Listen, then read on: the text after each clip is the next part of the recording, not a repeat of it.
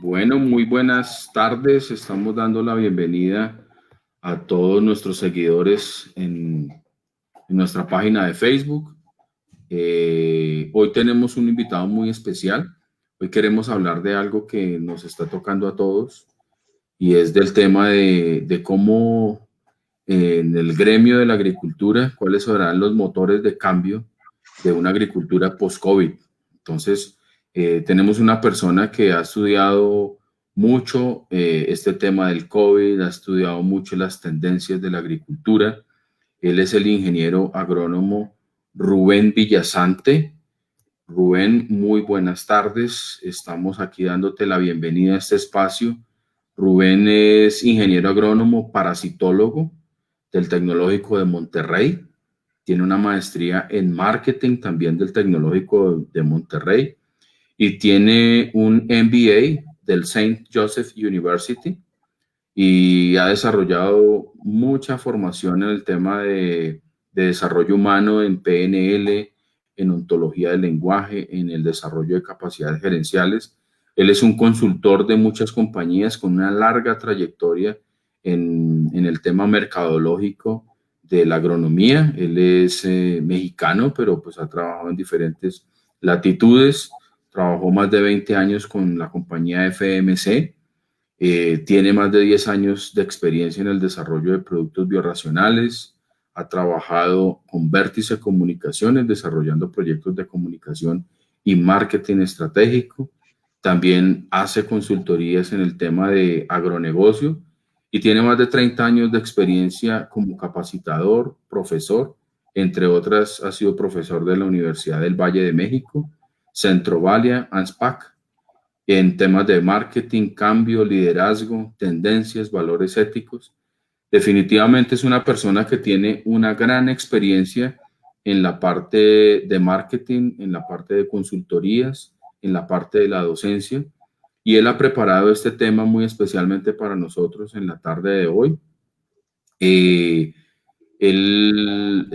ha desarrollado, digamos, una buena relación con nuestro gerente general, que no quiero sonar a adulador, pero pues hoy quiero enviarle un saludo muy especial al ingeniero Rainiero Delgado, que está cumpliendo años, no voy a decir cuántos, pero está de cumpleaños hoy, entonces le enviamos una felicitación. Rubén, bienvenido a este espacio, de verdad que es un honor tenerte con nosotros. Muchísimas gracias por aceptar la invitación. Gracias, Carlos. Es realmente un placer para mí estar con ustedes esta tarde y compartir algo de lo que yo he aprendido en mi vida profesional. ¿Ya le doy a compartir la pantalla, Carlos? Sí, vamos a dar inicio. Las personas que no se han conectado, les esperamos. De verdad que así va a ser un espacio muy interesante. Yo tuve la oportunidad de ver una previa de la presentación y de verdad les recomiendo que no se desconecten ni un solo momento porque todos los temas que va a tocar Rubén son muy interesantes. Bienvenido, Rubén. Puedes arrancar a compartir tu pantalla. Gracias, Carlos.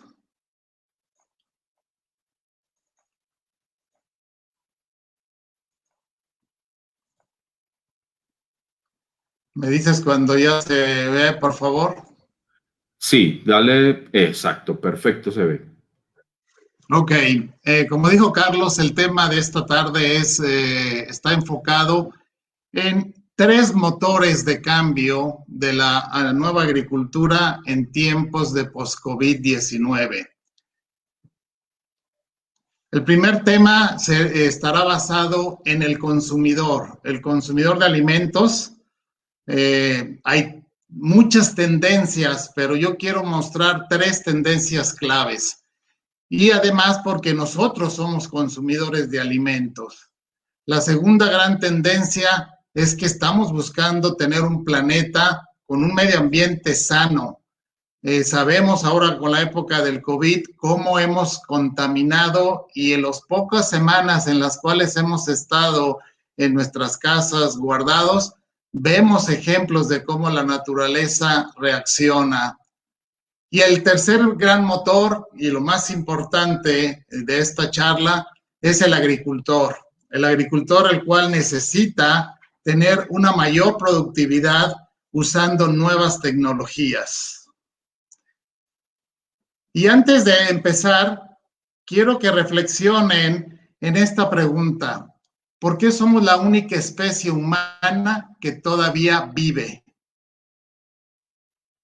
Al decir la única especie humana, es porque hubo otros humanoides que no sobrevivieron.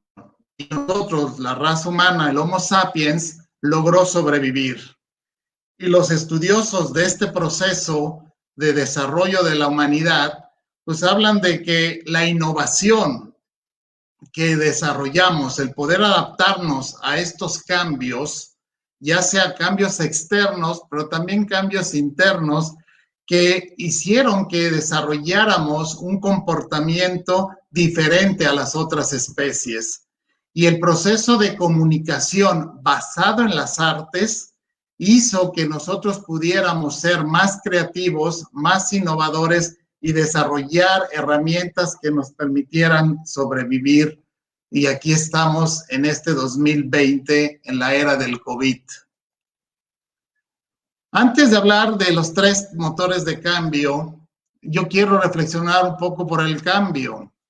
Y en mi vida, el tema de cambio es algo que me ha fascinado, a final de cuentas. Empecé estudiando libros de programación lingüística, después leí al autor Alvin Toffler, Las olas de cambio y la tercera ola.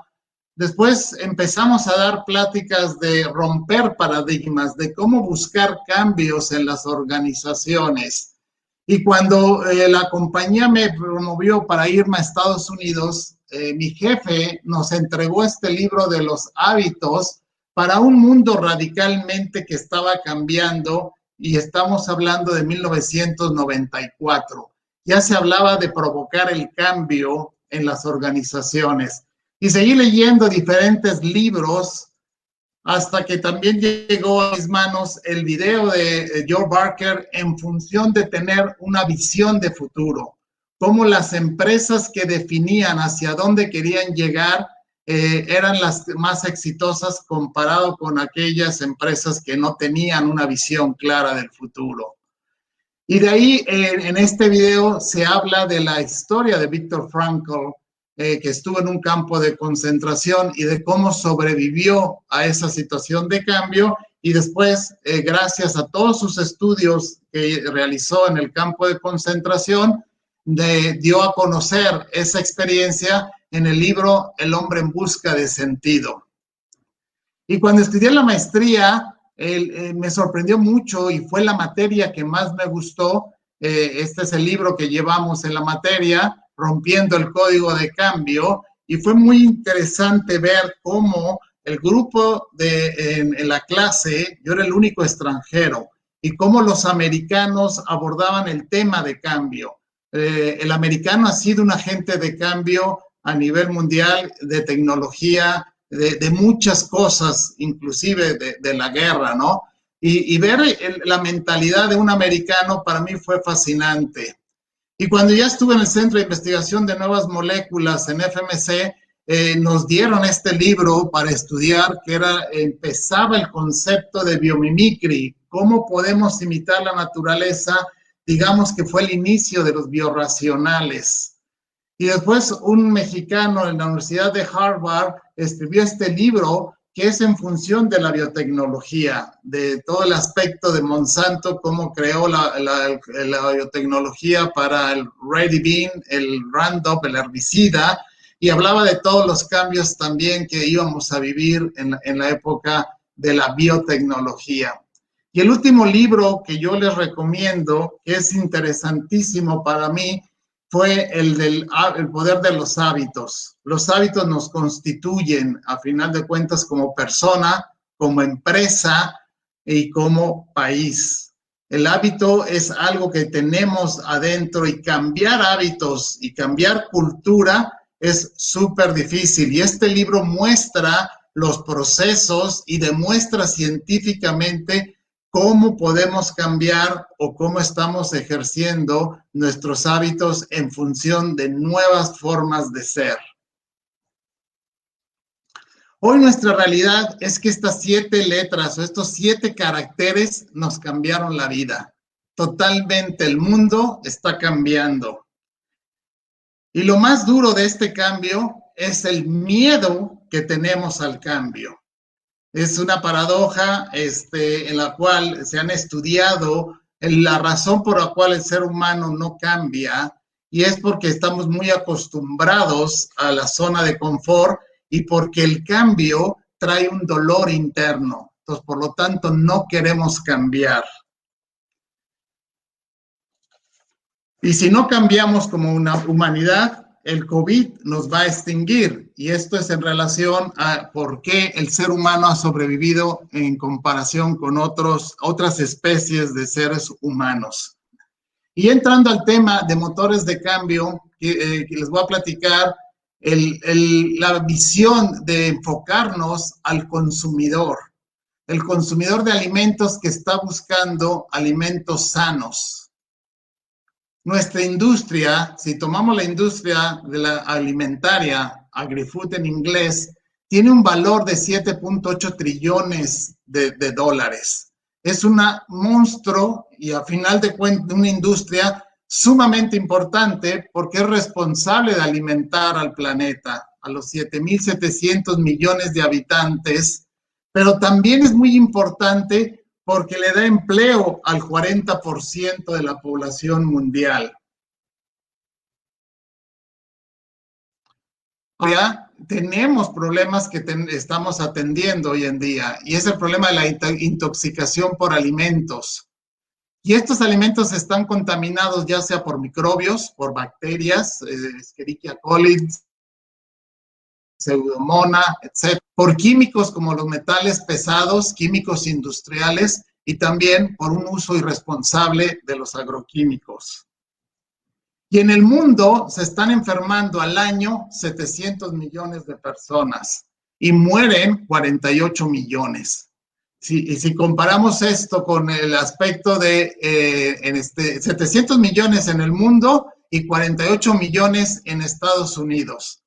Si hablamos de la mortandad, son alrededor de 420 millones en el mundo y 3,000 en los Estados Unidos. Si ponemos en contexto 420,000 muertes contra el COVID de hoy, que tenemos más de 750,000 muertes en lo que va del año, nos damos cuenta también de la magnitud que tiene el problema de alimentos contaminados. Si alguien quiere leer más, Estados Unidos acaba de sacar el año pasado el FDA, toda la estrategia de lo que ellos llaman el food safety, donde el importador ahora va a ser la persona responsable de importar alimentos a Estados Unidos y asegurarse que el alimento no venga contaminado. El otro flagelo que tiene la humanidad es la obesidad, 30%. Esto representa más de 2,000 millones de personas tienen problema de sobrepeso. Y si nos vamos a enfermedades, otro tipo de enfermedades, en Estados Unidos se invierten billones de dólares para controlar enfermedades que están relacionadas con una mala alimentación. La obesidad que ya mencioné, se está gastando o invirtiendo 1,147 billones de dólares. En el caso de la diabetes, 245 billones de dólares. Y en el caso de enfermedades cardíacas, 316 billones de dólares. 1 de cada 3 americanos tiene un problema de una de estas 3 enfermedades. O sea, estamos hablando de 117 millones de personas con enfermedades crónicas en un país donde se invierte mucho en la investigación, en la salud y en los medicamentos. Ahora, quiero cambiar y movernos al otro lado de la mesa. Y les hago esta pregunta para reflexionar. ¿Cómo cambiaría nuestra vida? ¿Cómo cambiaría nuestro negocio de la agricultura? ¿cómo cambiaría un país si todos nos volviéramos veganos? Datos en Estados Unidos reflejan un crecimiento del hábito de ser vegano. En el año 2014, 4 millones de personas, solo en 3 años ha habido un incremento de 500%. Ya hay más de 20 millones de personas que están consumiendo una alimentación basada en las plantas. Otro dato importante es que 1 de cada 3 norteamericanos dice haber dejado o quiere reducir o ha reducido el consumo de carne. Y es por eso que ahora hay cientos de compañías invirtiendo en buscando el nuevo, digamos, santo grial que pueda ser alimentos basados en las plantas y no en proteína animal, no en carne. Y en febrero tuve la oportunidad de ir a Estados Unidos antes de la pandemia, o cuando empezaba la pandemia, y probar esta hamburguesa de Burger King, la que lo llaman The Impossible Burger.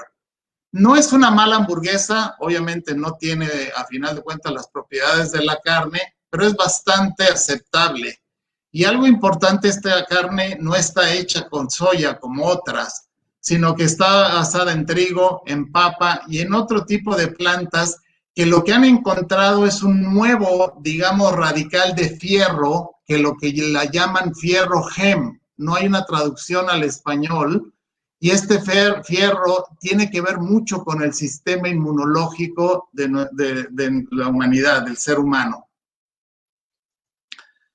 Volviendo al concepto de alimentos sanos, el mercado de los orgánicos, digamos, de los hortalizas, de los vegetales, aumentó 3.3 billones. Ese es el valor de la venta el 2019 y teniendo un crecimiento de 3.8% en relación al 18. Pero lo más interesante es el dato en relación a los frutales. Aunque todavía el frutal está por debajo del mercado de vegetales, de hortalizas, 2.2 billones, lo importante es que creció 7%. O sea, la gente está buscando más fruta sana, natural, para consumir.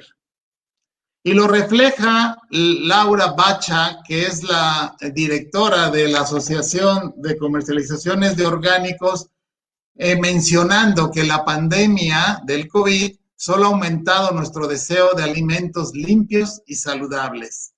O sea que en Estados Unidos debe haber un aumento en el consumo de frutas y vegetales y una disminución de alimentos procesados.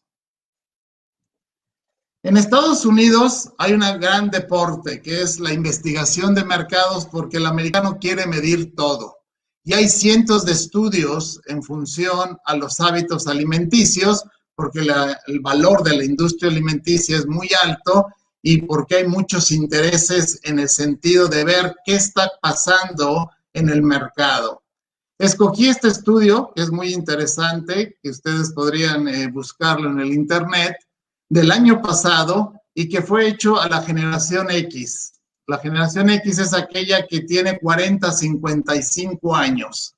Es un estudio muy completo, muy largo, y nada más voy a extraer una transparencia o una pregunta, y que el resultado de esta pregunta es que el 23% de los consumidores buscan el beneficio de la salud en los alimentos. O sea, y la segunda pregunta, o la segunda opción a la pregunta, es que la gente respondió, no, pero trato de comer sano en general. Si juntamos estas dos respuestas, estos dos grupos de consumidores, estamos hablando de cerca del 75% de las personas tienen una intención de buscar alimentos sanos. Y esta situación ha creado el concepto de mindful eating. ¿Qué significa esto? Que estamos siendo conscientes de nuestra alimentación. Y estos estudios, es interesante ver cómo se están incorporando terminologías o conceptos diferentes. Por ejemplo, dieta basada en plantas. Ya no es que si soy vegano, que soy orgánico, que tengo alimento keto, que por cierto, yo a partir de la pandemia, desde marzo, mi esposa y yo hemos adquirido el hábito de la alimentación keto, que es basado en más proteína vegetal, menos proteína animal y disminuir o cancelar todo carbohidrato procesado. Dejar solamente los carbohidratos que vienen de las plantas y de las frutas y las verduras. Conceptos de sustentabilidad, conceptos de trazabilidad. El consumidor quiere tener confianza que está comprando un alimento no contaminado, que es un alimento limpio, natural y sano. Por ejemplo, en el caso de las etiquetas de los alimentos, un doctor le dijo a mi hija en Estados Unidos, en Austin, que cuando ella leyera, cuando nació su hijo, cuando leyera una etiqueta y viera que los compuestos que trae el producto no los puede leer, ese producto es tóxico. A final de cuentas, toda la química de la conservación del alimento tienen unos nombres químicos tan complejos que son casi imposibles de pronunciar. Entonces, la mentalidad hoy en día del consumidor es buscar alimentos naturales, alimentos sanos. Pero también quiero recalcar el concepto de que están haciendo preguntas al consumidor en función de una agricultura regenerativa. O sea, el consumidor está preocupado no solo por comer alimentos sanos, sino también por la huella de carbono, el medio ambiente, el planeta sano. O sea, que aquel productor o aquel país o aquel cultivo que sea a través de una agricultura sustentable, el consumidor le está dando un mayor valor. Ahora pasemos al segundo motor de cambio, a un planeta sano, a un medio ambiente adecuado y que podamos proteger en nuestro medio ambiente reduciendo nuestra huella de carbono. Otra pregunta que les hago, ¿existe realmente el cambio climático o es un invento? Y esto lo pregunto porque en Estados Unidos hay muchos americanos que creen que esto es creado, que no es cierto que exista el concepto o la realidad de un calentamiento global, que en la naturaleza, en la historia de la humanidad, hemos pasado épocas de calor y épocas de frío. Y que a final de cuentas no es un efecto del hombre, sino es una situación de que nos tocó vivir histórica en una época de calentamiento global. Hay otros americanos o gente del extranjero que culpa a Al Gore cuando él perdió la elección con Bush y desarrolló el concepto o el proyecto del calentamiento global. Pero nosotros, como estamos en la industria de la producción de alimentos, somos agrónomos, entendemos que está habiendo cambios en el clima y afectando nuestros cultivos, ya sea a través de sequías, ya sea a través de heladas, ya sea a través de un cambio en los procesos de la fotosíntesis, por un aumento de la radiación solar, por problemas en un momento dado de la bioquímica de la planta relacionada con el estrés abiótico, y que esto trae problemas con la nutrición del cultivo, y también hemos observado un gran cambio en las plagas. En estos días, ahora leemos reportes de que hay problemas de langostas o de chapulines, no sé cómo le llamen en Colombia, lo que era una plaga exclusivamente de las áreas desérticas de África, pues ya apareció en México, y a mí me tocó el año pasado que fui a celebrar el aniversario de bodas de mis suegros en Las Vegas, Nevada. El problema de los chapulines, de las langostas en Las Vegas, algo que nunca se había visto. Y también esta semana en China están utilizando drones para controlar el problema de la langosta. Y también el problema de las enfermedades, que la temperatura, el clima, hace que haya mayor tipos de enfermedades o que sean más virulentas estas enfermedades. Entonces es un hecho el calentamiento global. Y ya en el 2015, en la Convención de París, una de las conclusiones importantes y claves es, se pidió o se estipuló o se tuvo el objetivo de que no se incrementara la temperatura global en 2 grados centígrados. Jarvis y sus colaboradores, el 2019, ya está proyectando un aumento del 2%, que esto representa en 11 años este aumento en 40% de la superficie de Latinoamérica y el Caribe. O sea que el 40% de nuestros cultivos en los próximos años van a tener un problema del 2%, de 2 grados centígrados de temperatura. Algo que afectará a todo lo que ya dije, factores de estrés biótico y de estrés abiótico. Y revisando información de Colombia, me encontré esta noticia de hace un mes, vean la fecha, el 13 de julio del 2020, donde el periódico El Tiempo está diciendo que en 4 años el planeta podía superar la tímida alza de 1.5 grados centígrados. O sea, que ya no estamos hablando de 11 años o de 10 años, estamos hablando de que en unos abrir y cerrar de ojos, en unos 3, 4, 5 años estamos teniendo problemas del calentamiento global en Latinoamérica. Y esto es consecuencia de que estamos completamente degradando el recurso natural de los más importantes para nuestra agricultura, el suelo. El 95% de lo que se produce alimento se produce en el suelo. Y el nivel de degradación que estamos ocasionando, el nivel de daño, es un volumen de 24 billones de toneladas de suelo, que si lo ponemos en contexto en relación a campos de fútbol, estamos destruyendo 30 campos de fútbol por minuto. Repito, 30 campos de fútbol de suelo, el equivalente de suelo por minuto. O sea, es algo que no podemos continuar permitiendo esta degradación. Si no lo detenemos, en 60 años estarán agotados todos los suelos de nuestro planeta.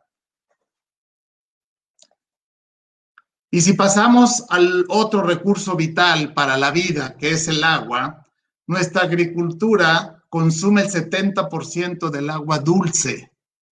Y en el proceso de 1969 a 50 años, hemos triplicado el consumo del agua en la agricultura. Y si seguimos a este ritmo, para 2050 habrá un 19% más de consumo de agua, algo que tampoco podemos permitir porque no da más. La cuestión del agua dulce, ya estamos teniendo ejemplos a nivel mundial de conflictos por el agua, ya sea para la industria agrícola, ya sea para la industria o ya sea para la industria de cervezas, como en México, que cancelaron una planta de cerveza en el norte del país, en frontera con California, por el uso del agua, o en un momento dado el uso del agua para las ciudades, para el consumo humano. Solo nos quedan 30 temporadas agrícolas para llegar al 2050 y tenemos que atender estas situaciones o estos cambios, o más bien digamos, tenemos que generar cambios positivos en función a una agricultura más productiva para producir alimentos sanos para un planeta sano. Ahora pasemos al tercer motor de cambio, que es la tecnología. El agricultor requiere de tecnología para ser más productivo, requiere de tecnología para una mejor toma de decisiones. Y aquí están viendo grandes cambios tecnológicos. Y un ejemplo en la historia es que en 1930 un agricultor producía alimento para 4 personas. En 1970, este mismo agricultor le da de comer a 73 personas. Y el año pasado estamos hablando de más de 155 personas alimentadas por un solo agricultor. ¿Se acuerdan que al inicio de la presentación hablamos que la industria alimentaria da de trabajo a 40% de la humanidad? Si lo reducimos o nos enfocamos al agricultor, estamos hablando que el 23% de la población está enfocada en la producción de alimentos para darle de comer a los 7.700 millones de personas. En el 2015, McKinsey emitió un reporte sumamente interesante donde estableció que la industria de la agricultura, que está en la base de la transparencia, es la industria menos, o era la industria menos automatizada de todas las industrias que ellos evaluaron. Y eso detonó que llevamos años que miles o cientos de miles de emprendedores de empresas nuevas están buscando nueva tecnología, ya sea en servicios, en productos, en maquinaria y en todos los sentidos, dentro de la finca o dentro de la granja y fuera de la finca, en el comercio de los alimentos. Se están desarrollando grandes innovaciones. Hay muchos fondos de inversión, se crearon fondos de inversión que están dando recursos, dando dinero, dando capacitación a estos nuevos emprendedores para desarrollar estos nuevos productos y servicios. Y un ejemplo de estos es AeroFarms, esta granja vertical que está considerada como la granja más grande vertical del mundo, está en New Jersey, cerca o al sur de Nueva York. Y esta granja se dedica a producir vegetales de hoja, tipos lechugas, tipo de productos vegetales para las ensaladas, principalmente para el mercado de Nueva York o la zona del noreste de Estados Unidos, que es una de las zonas más pobladas de la Unión Americana. Y estas AeroFarms están utilizando 5 grandes tecnologías. Podemos resumirlo en 5 grandes tecnologías. La primera, Smart Aeroponics, 95% menos de agua. La segunda tecnología, Smart Light. El uso de LED ayuda a una fotosíntesis mucho más eficiente. La tercera tecnología es Smart Nutrition. Cultivar en la mitad del tiempo este tipo de cultivos lo hace ser en una productividad mayor de 390 veces que si lo hiciéramos en campo. Obviamente el Smart Pest Management hace que haya menos problemas de plagas por estar en ambientes controlados y también menos problemas de enfermedades. Y en el caso de las malezas, es 0 el problema de malezas. Y Smart Data, que viene siendo lo que es el Internet de las cosas, donde están utilizando tecnologías como Machine Vision, que son los sensores, o Machine Learning, que es como yo toda esta Big Data voy analizando la información para ir tomando decisiones en el proceso de la producción de estos cultivos. Otro ejemplo que quiero mencionar es el Centro Tecnológico Winfield United, que pertenece a la Asociación de Agricultores de Land O'Lakes. Este centro, por ejemplo, está utilizando la realidad aumentada, la visión 3D, la tecnología de los diferentes softwares para ver la interacción, qué está pasando en la fisiología de la planta o qué está pasando en la bioquímica de la planta para tener una mejor fertilización, una mejor bioestimulación, un mejor manejo del cultivo. Land O'Lakes, de grandes números, es una empresa americana, tiene 99 años de operación, tiene más de 9,000 empleados y tiene ventas por 14,000 billones de dólares y está en toda la Unión Americana, pero lo importante es que ya está en 50 países exportando sus productos. Y la tecnología que están desarrollando son para sus propios agricultores. Este centro de tecnología, el Syracuse Technology Garden, encontré información interesante en la que el año pasado ya están comercializando el uso de drones para la polinización. En el recuadro pueden ver al dron que está el año pasado ayudando a la polinización en frutales. Y esta imagen muestra al dron que está polinizando y son árboles de manzanos, pueden ser cerezas, peras, este tipo de frutales. En las zonas donde en un momento dado hay una pequeña población de abejas o en la época en la cual no hay mayor cantidad de abejas, ellos han desarrollado esta tecnología para ayudar a la polinización. Otra tecnología desarrollada en el Reino Unido es este pequeño aparato. Y le llamo aparato porque no tiene todavía nombre. Y así como cuando salió el celular o salió el smartphone, se les dio un nombre diferente porque no existía ese concepto de teléfono. Hoy el smartphone lo que menos se utiliza es el teléfono, se utiliza para otras cosas. Este aparato, vean el tamaño.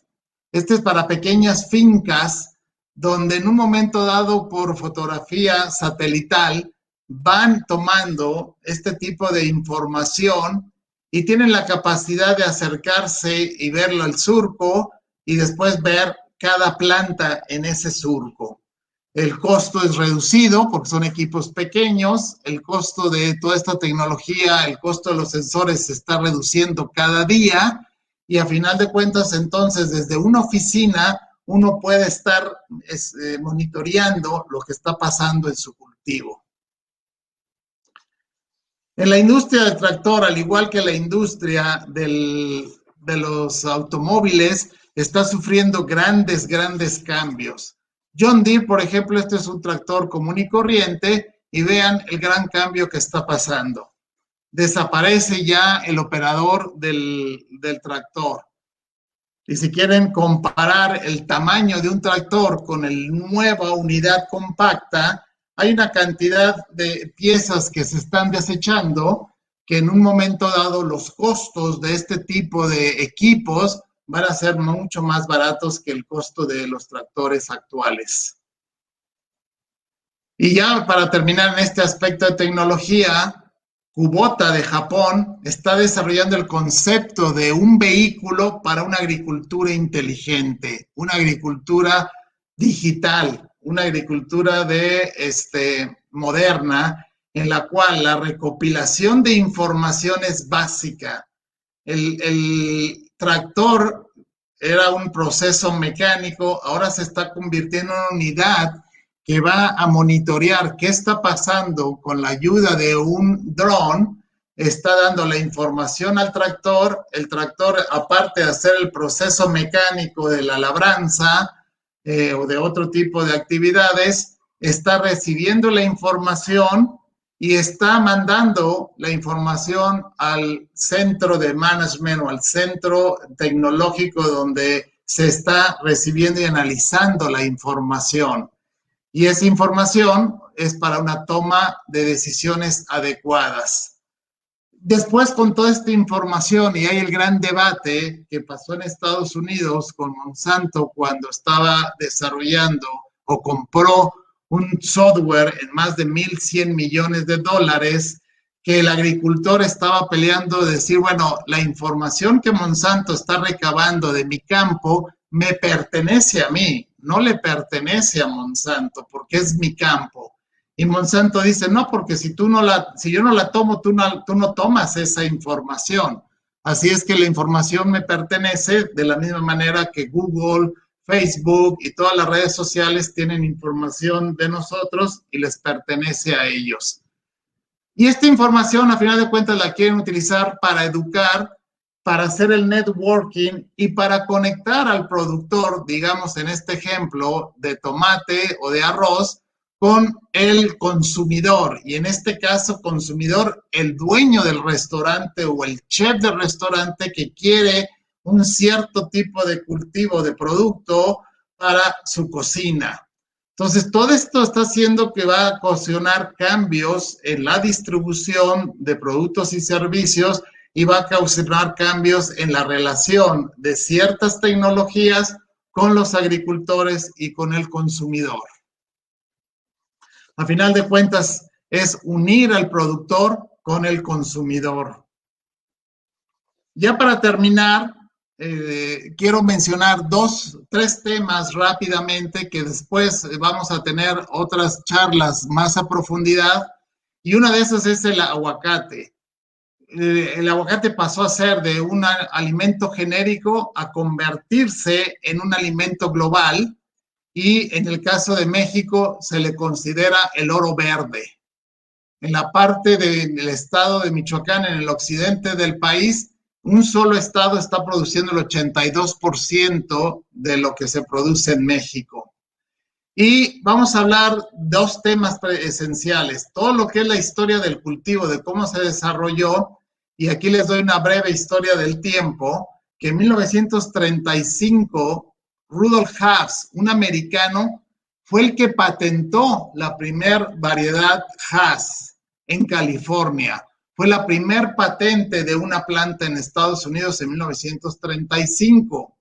Aunque el aguacate es de origen mexicano, una persona llevó el aguacate a la Florida y Rudolf Haas lo encontró en la Florida, pero él vivía en California y decidió trabajar en el mejoramiento genético de la planta. En México, hasta 1980 empezaron las exportaciones, y estas exportaciones no fueron a Estados Unidos porque había una barrera fitosanitaria. Entonces, el mercado era que se mandaba a exportar a Europa, y de Europa se mandaba a Estados Unidos para darle la vuelta a la barrera fitosanitaria. Eso hizo que nuestro precio de aguacate sea alto en Estados Unidos. Después, en 1997, el USDA y la Secretaría de Agricultura lograron, junto con la Asociación de Agricultores, APIAM, romper esa barrera fitosanitaria, y en 2013 se creó la marca Bocados de México junto con la Asociación de Exportadores de Aguacate para atacar el mercado en Estados Unidos y desarrollar la marca Bocados de México e incrementar los volúmenes de exportación. Hoy en México tenemos 230,000 hectáreas que tiene un valor de más de 2.625 millones de dólares. Y vamos a hablar de todo lo que es una estructura de desarrollo de marketing, de desarrollo del negocio de la marca Bocados from Mexico, donde viene la marca, la publicidad, la promoción, alianzas estratégicas, programas de lealtad, contratación de celebridades y la comunicación estratégica basada en contenidos para educar al consumidor a comer el aguacate en Estados Unidos de diferentes formas y tener una responsabilidad social para cuidar el cultivo del aguacate y cuidar a la marca. Ya para terminar, siempre en Estados Unidos, mis jefes americanos siempre me decían en inglés: "In times of change, what's in it for me?" En tiempos de cambio, y estrategia es cambio, negocio es cambio, ¿qué gano yo con todo esto? O sea, ¿qué gana el consumidor? ¿Qué gana el agricultor? ¿Y qué ganan ustedes? Esa sería la pregunta. Sí, Rubén, me estás hablando de todas las tendencias, pero ¿yo qué gano, no? ¿Qué gana Colombia con este proceso? Pues Colombia es un país de grandes oportunidades, y ya tienen el objetivo de producir y exportar el aguacate. Ya tienen fijadas los objetivos de qué quieren hacer. Y uno de los objetivos que yo leí es que quieren aumentar la producción en 1.500 a 2.000 hectáreas por año en los próximos 10, 20 años, y lograr tener producciones de más de 40,000 toneladas en más de 20,000 hectáreas. A final de cuentas, esta estrategia debe de estar basada en la necesidad del consumidor, como les mostré, en la necesidad de un planeta sano y en la necesidad del agricultor colombiano. Para mí es muy interesante y muy grato ver que ya Colombia aparece en el mapa de las exportaciones con 98 millones de kilos, lo que sería la suma de 3 años de exportaciones. Y pueden ver a México del lado izquierdo de la gráfica que estamos 4 veces más exportando que el resto del mundo. O sea, México tiene controlado, digamos, por la geografía y por la calidad del aguacate michoacano y por la estrategia de crear una marca y toda una estrategia de marketing, tienen copado el mercado de exportación, principalmente Estados Unidos y Canadá. Y ya para terminar, el último tema que hablaremos será por qué Wogwan está pensando en los biorracionales. Les puedo decir que la naturaleza, en función de los agroquímicos o de los productos para el campo, realmente está poco explorada en función de nuevos biorracionales. Y Wogwan está invirtiendo en investigación y desarrollo de nuevos biorracionales porque, por ejemplo, nuestra medicina está basada en un 50% en plantas, o en la parte biológica, en microbios también.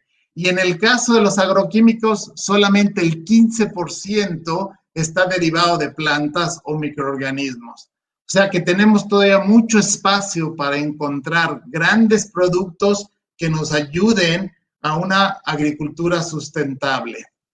Y a final de cuentas, los biorracionales tienen grandes beneficios para el consumidor, que está buscando alimentos sanos, que está buscando un sabor natural y que busca tener confianza que lo que está comprando está cumpliendo el valor que se ofrece con alimentos naturales. También los biorracionales van en función al objetivo de un planeta sano, un medio ambiente sano, un medio ambiente sostenible, producir más con menos es el gran objetivo que tenemos, y en un uso adecuado de los recursos, en un manejo integrado de plagas y enfermedades. Tenemos que reducir la carga química y tenemos que aumentar la carga biológica en nuestros cultivos. Y lo último es el gran productor, el gran agricultor, el gran actor en esta industria, que son nuevas tecnologías con nuevos modos de acción que ayudan a las herramientas que se tienen hoy en día para hacer frente a estos cambios climáticos, a estos cambios de estrés abiótico y también ayudar a esa mayor productividad que requiere el agricultor y por lo tanto una mayor seguridad para el trabajador y para los consumidores. Todo esto basado en una agricultura que sea social y ambientalmente sustentable. Con esto termino. Agradezco su atención y le paso la batuta a Carlos para las preguntas. Bien, muchísimas gracias, Rubén. Pues hemos recibido una gran audiencia en la tarde de hoy. Damos nuevamente las gracias a todos los seguidores de nuestra página de Facebook de Gawan Ecoflora. Tenemos muchos saludos de felicitaciones por este material tan interesante. Tenemos algunas preguntas también. Omar Ocampo Jiménez nos pregunta, ¿cuál es el futuro a corto, mediano y largo plazo de los agroinsumos biológicos? Ok, es una excelente pregunta y te puedo decir que llevo 10 años investigando, hago yo estudios de mercado para la empresa Kinetec del Reino Unido, y está pasando algo bien interesante. Lo que estamos aprendiendo es que tenemos que saber manejar los biorracionales. Si comparamos un biorracional con un químico, el químico está diseñado para matar, la naturaleza está diseñada para controlar. Hay una gran diferencia. Entonces, los biorracionales lo que están haciendo es que en un programa de rotación, de manejo integrado con los químicos, están dando grandes resultados. Y las compañías están empezando a darse cuenta de que ese es el camino a seguir. Yo no puedo tener 100% la cuestión orgánica. sí se puede producir orgánicamente, no me vayan a tomar mi comentario en forma negativa, pero para alimentar a 7,000 millones de personas necesitamos una agricultura productiva. Y entonces ahí entra ese nuevo conocimiento de mezclar lo químico o relacionar lo químico con los biorracionales. Y la nueva investigación, todo el mundo está investigando nuevas formas de la naturaleza, utilizando el biomimicry para ver cómo puedo sacar ventaja, porque la naturaleza es experta en muchos procesos de cambio, ¿no? Entonces, sí hay un gran futuro para los insumos biorracionales en el futuro y tenemos que desarrollarlos. Muchas gracias, Rubén. Nos pregunta Yaya Quintana, ¿qué opinan de la agricultura urbana y la tendencia con los factores antes comentados? Mira, a mí la agricultura urbana también me ha llamado mucho la atención, porque si nos ponemos a analizar desde el punto de vista de negocio, el ejemplo que ya es económicamente muy productivo, es el de la granja vertical de New Jersey, es que el gran mercado es la gran ciudad y que muchas veces el gran productor del insumo está a miles de kilómetros de distancia. Y en ese proceso hay un gran deterioro del alimento, una gran contaminación, un gran desperdicio. Hoy en día hay la gran discusión que no debemos producir más. Hay suficiente alimento para alimentar a toda la población mundial. Lo que debemos de hacer es ser más eficientes en todos los procesos de producción, distribución y comercialización. Entonces, la agricultura urbana debe de tener un futuro. El problema es cómo llegar a desarrollar esa tecnología en una, digamos, situación de una ciudad donde no es fácil encontrar al consumidor, al cliente y tener que desarrollar esa tecnología. Por eso, para mí, fue muy revelador el ejemplo del AeroFarm. No es que sea que todo el mundo tenga una producción pequeña en nuestras casas, sino que ya en unas instalaciones, que ahora con el COVID va a haber muchas instalaciones enormes, vacías, se puede empezar a utilizar esta tecnología para producir ciertos cultivos, porque no podemos producir todos los cultivos. Vale, muchas gracias, Rubén. Nos pregunta Omar Ocampo, dice, ¿cuál es su opinión acerca del uso de los residuos agroindustriales como fuente de pesticidas agrícolas? Otra excelente pregunta. Tenemos que buscar una economía circular o un océano azul en cuanto a que el desperdicio o la basura hoy en día también tiene un gran valor. Entonces, ya hay en muchos países que la industria del agave, por ejemplo, del tequila, todo el desperdicio del bagazo del agave, pues ahora ya se está utilizando para producir bioplásticos, se está utilizando también para producir compuestos químicos, se está utilizando para otro tipo de beneficios, ¿no? Entonces, también ese es otra de es un comentario muy importante, que tenemos que utilizar el desperdicio de muchas otras formas para el reciclado o para el beneficio de que en lugar de estar extrayendo materias primas, podamos utilizar lo que estamos nosotros, digamos, generando como basura. Y ahí entran los biofertilizantes también como un área que se está desarrollando, que tenemos que tener la capacidad de producción de productos que sean inocuos, porque hay el problema de contaminación de microbios en este tipo de fertilizantes, y la mezcla entre la parte química y la parte biológica. Muchísimas gracias. Tengo una pregunta que no la entiendo muy bien, lo voy a leer para ver si de pronto tú la entiendes. Dice Guillermo Ramírez, me interesa conocer lo del financiamiento. Uno se encuentra muchas cosas por ahí en las plantas. No sé exactamente de financiamiento, si es de proyectos para desarrollo de bioinsumos o financiamiento, no sé cómo la entiendes, Rubén. Pues yo creo que debe ser de todos estos capital semillas que empezó en Silicon Valley para financiar proyectos digamos, tecnológicos de las computadoras y del Internet. Ya esto ha migrado a otro tipo de industrias y está el capital semilla hay muchos fondos de inversión verdes que le llaman en Estados Unidos y ya en muchos países también hay de gente que dice yo estoy dispuesto a invertir en proyectos sustentables, en proyectos agrícolas. Es meterse al internet y buscarlo. Obviamente en inglés va a aparecer más porque es donde hay más recursos, que es en Estados Unidos y en Europa. De hecho, la fundación de Bill Gates y Melinda también año con año destinan muchos millones de dólares. Ellos eligen proyectos sustentables para la salud humana y los financian. Podrías empezar metiéndote a ver esta información de la fundación de Bill Gates y Melinda. De acuerdo, de todas maneras, también complementando un poco la información y entendiendo ya un poco mejor el sentido de la pregunta.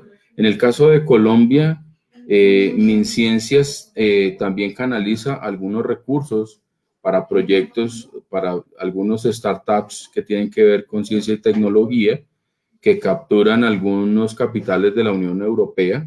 Específicamente ahorita hay unas convocatorias para desarrollar ese tipo de proyectos.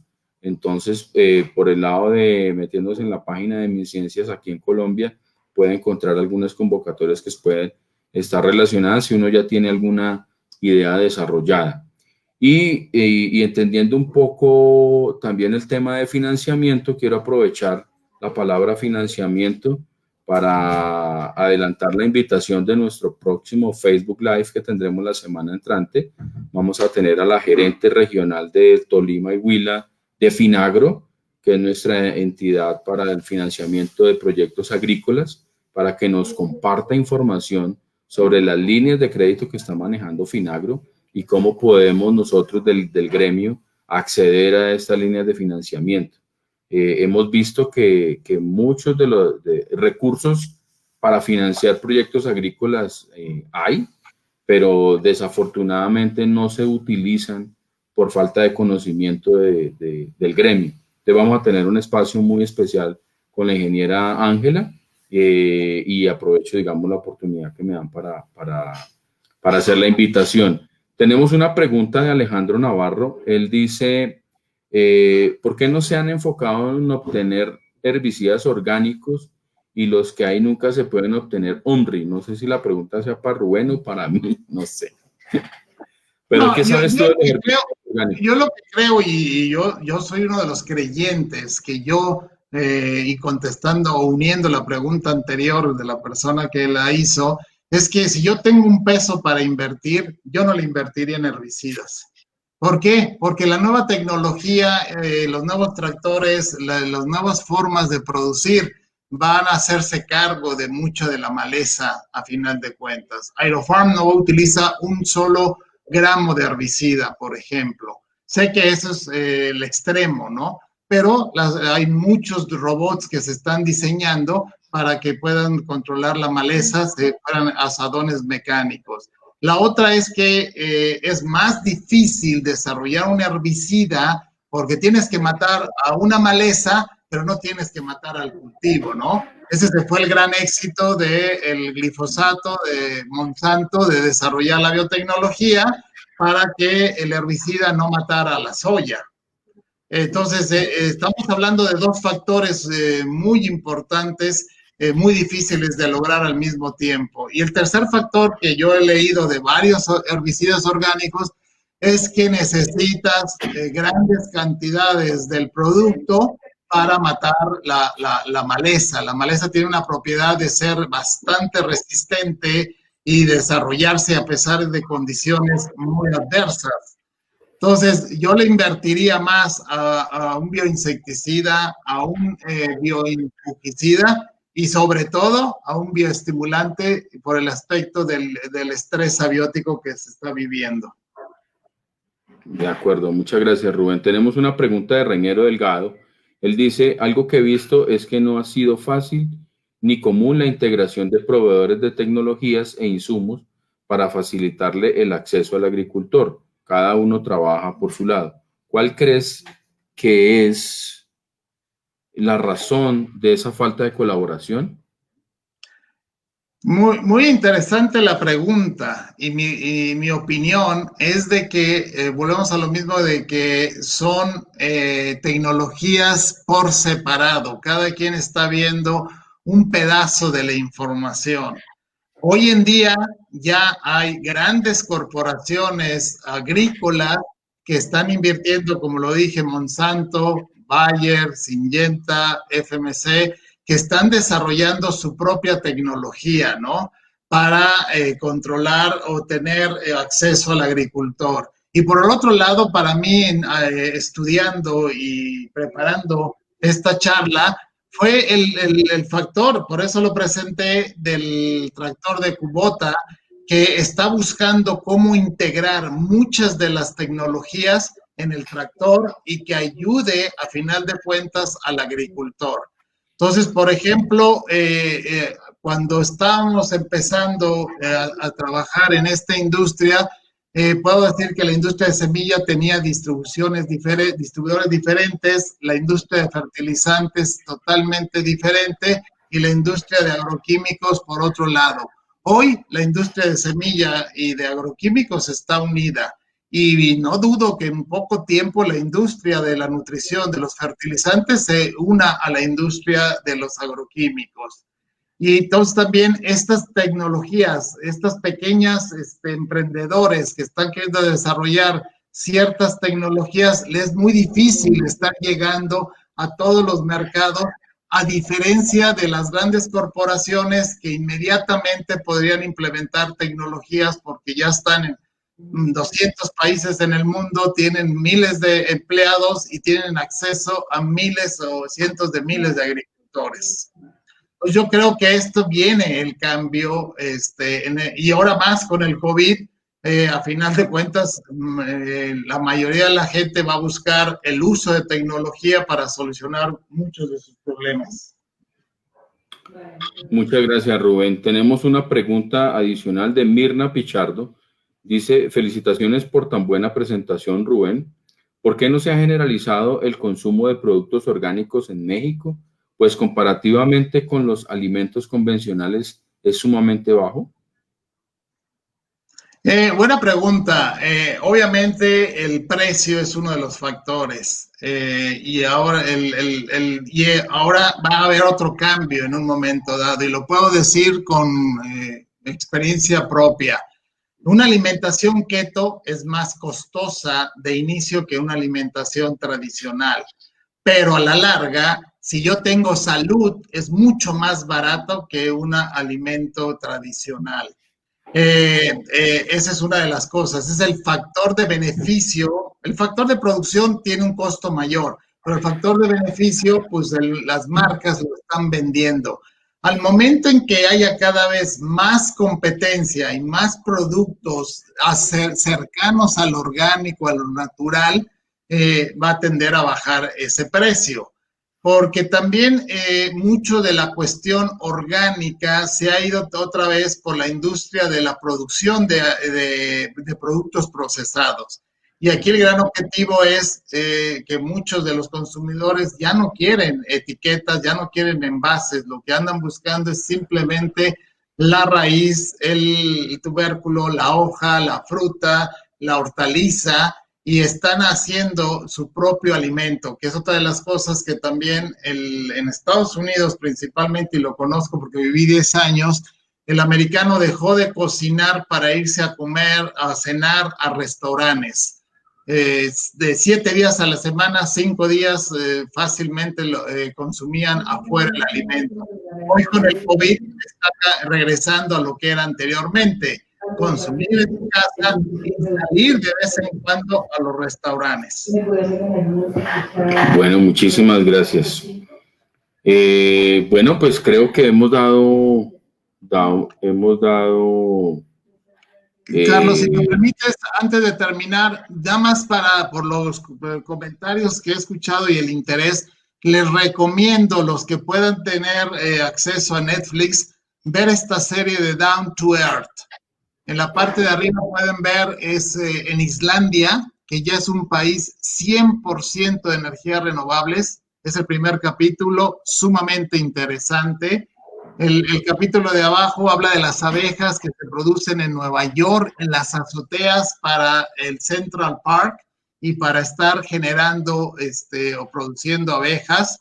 Y el de la izquierda es de alimentos de la Amazonia, alimentos de lugares tropicales como ustedes tienen, que se están considerando como superalimentos.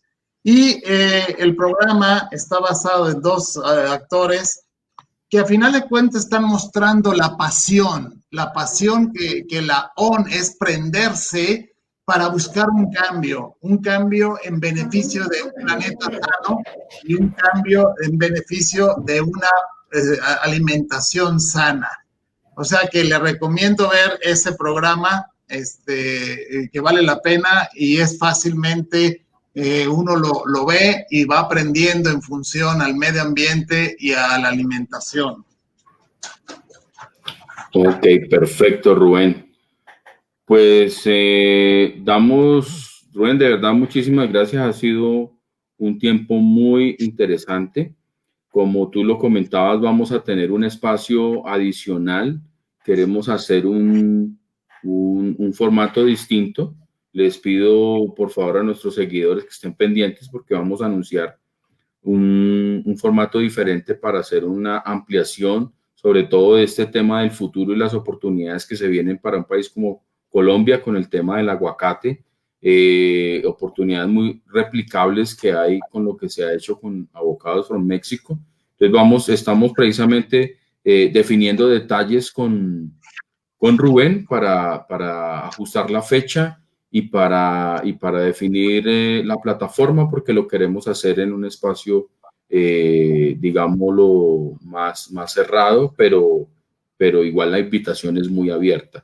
Entonces, pues nada, los invito nuevamente a nuestro próximo Facebook Live, que tendremos la oportunidad de hablar de líneas de crédito de Finagro para el próximo jueves a las 5 de la tarde.